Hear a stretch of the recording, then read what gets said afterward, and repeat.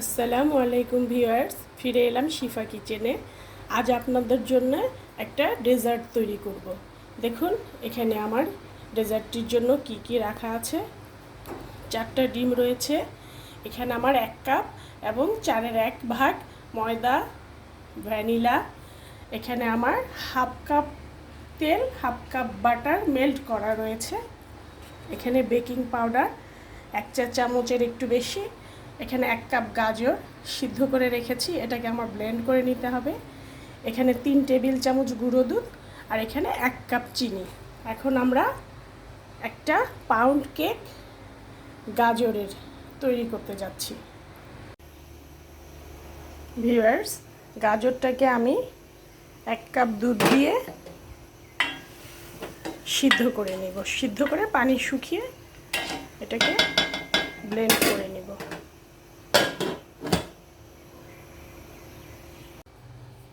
আমি এখন আমার সব মেজারমেন্ট করা রাখা জিনিসগুলো দিয়ে তৈরি করব।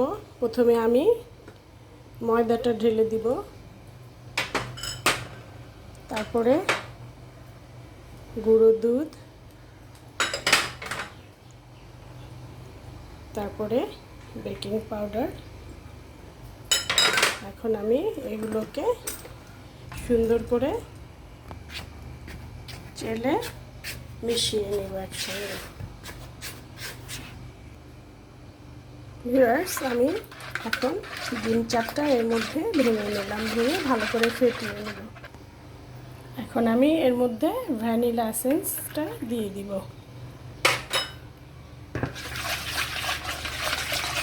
এবার চিনিটা মিশিয়ে নেব।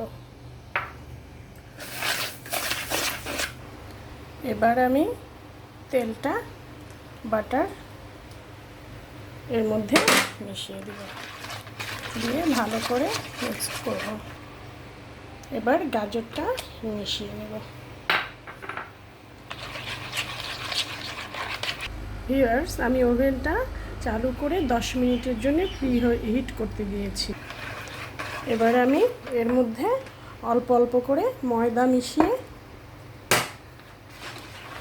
মিক্সড করে নেব। আমার মিক্সড করা হয়ে গিয়েছে, দেখুন কি সুন্দর একটা কালার এসছে গাজর দেওয়াতে। এখন আমি এটা মোল্ডের ভিতর ঢেলে নেব। ভিউয়ার্স, আমি এই মোল্ডের ভিতরে একটু তেল মাখিয়ে বাটার পেপার বিছিয়ে নিয়েছি। এখন আমি এটাকে এর মধ্যে ঢেলে দিব। মোল্ডে ঢেলে দিয়েছি, এখন এটাকে আমি একটু ট্যাপ করে নিব। এখন আমি এটাকে ওভেনে বেক করতে। ভিউয়ার্স, আমার কেকটা এখন বেক হচ্ছে। এটা আমি 50 থেকে 55 মিনিট 160 থেকে 170 ডিগ্রিতে বেক করে নিব। ভিউয়ার্স, আমি এখন একটু কাঠি দিয়ে চেক করে নিব যে আমার কেকটা হয়েছে কি না। না, আমার কেকটা আমি একটা কাঠি দিয়ে চেক করে নিব। এই যে আমার কাঠিটা শুকনো, তার মানে আমার কেকটা হয়ে গেছে। ভিউয়ার্স, আমি এখন এর ভিতরে একটু চিনি সিরাপ সেটা ব্রাশ করে দিব, তাহলে কেকটা সফট থাকবে। ভিউয়ার্স, আমার কেকটা হয়ে গেল, দেখুন কি সুন্দর ফুলেছে। এখন আমি এটাকে একটু ঠান্ডা হতে দেব, তারপরে পিস পিস করে দেখুন হয়ে গেল আমার গাজরের কেক। কি সুন্দর সফট, দেখেছেন? ভিউয়ার্স, ভালো লাগে লাইক, শেয়ার, কমেন্ট, সাবস্ক্রাইব করবেন। ভালো থাকেন সবাই। আবার ফিরবো নতুন রান্না নিয়ে। আল্লাহ হাফেজ।